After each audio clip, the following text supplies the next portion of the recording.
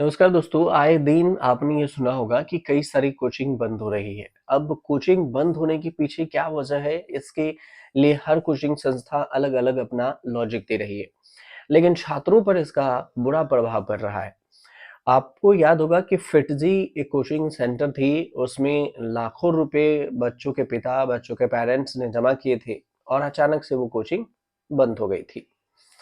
अब राजस्थान की जो राजधानी है जयपुर, जयपुर में छात्रों के साथ एक और कोचिंग संस्था ने फ्रॉड कर दिया है। फिटजी कोचिंग जो पहले किया था, उसके बाद अब कोचिंग है चाणक्य कोचिंग सेंटर। अब चाणक्य भी बंद हो गया। कई बच्चों ने यहाँ पर 3-3 लाख रुपए फीस जमा की और वह आईएएस और आईपीएस बनने के सपने लिए थे, लेकिन कोचिंग संस्थान की ओर से कोई भी जिम्मेदारी लेने वाला सामने नहीं आ रहा है।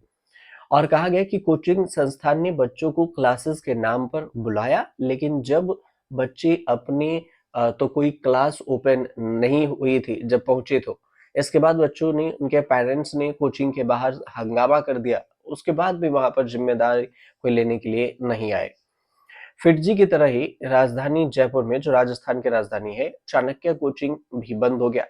बच्चों की जो क्लासेस है वो शुरू ही नहीं हो रही है। अब जिसकी वजह से उनकी पढ़ाई का भी नुकसान हो रहा है कि हमने लाखों रुपए दिए और बंद हो गए। बच्चे लगातार दिवाली के बाद से ही परेशान थे और छात्रों का ये कहना है कि जो लोग 2025 के एग्जाम की तैयारी कर रहे हैं, उनकी दिवाली के बाद से सिर्फ 10 से 15 दिन की क्लास हुई है।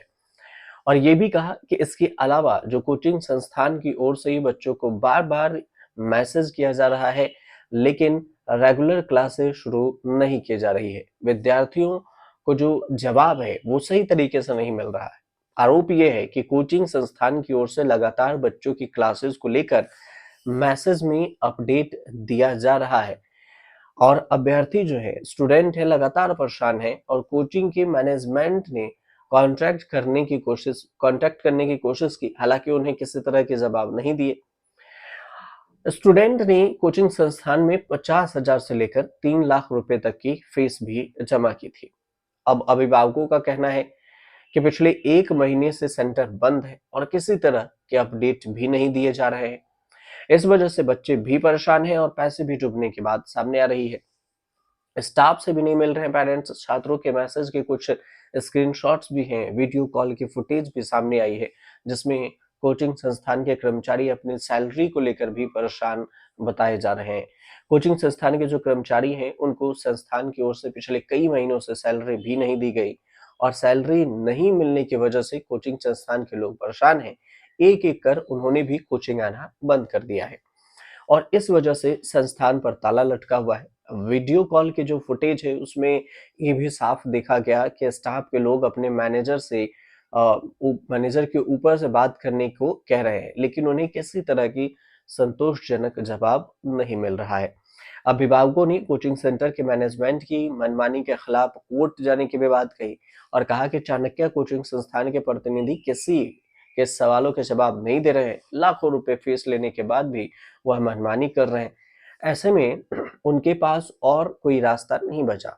छात्रों को न्याय दिलाने के लिए कोर्ट का दरवाजा भी खटखटाएंगे। अब देखना ये भी होगा कि अगर ये कोर्ट पहुंचते हैं तो फिर के 2-3 मामले तो ऐसे पहुंच ही जाएंगे। आपको फिटजी का याद है, जो फिटजी में भी बच्चे ने पैसा दिया था और उसके बाद वहां पढ़ाई नहीं हुई और ये बंद हो गई थी।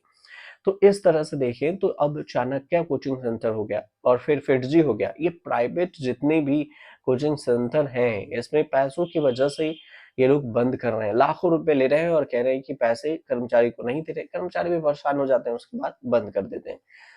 कोई भी कोचिंग में देखिए, अपील ये है कि आप सावधानी से देखकर समझकर ही एडमिशन लीजिए और उसके बाद अगर नहीं हो तो आप कानून की सहायता ज़रूर ले सकते हैं।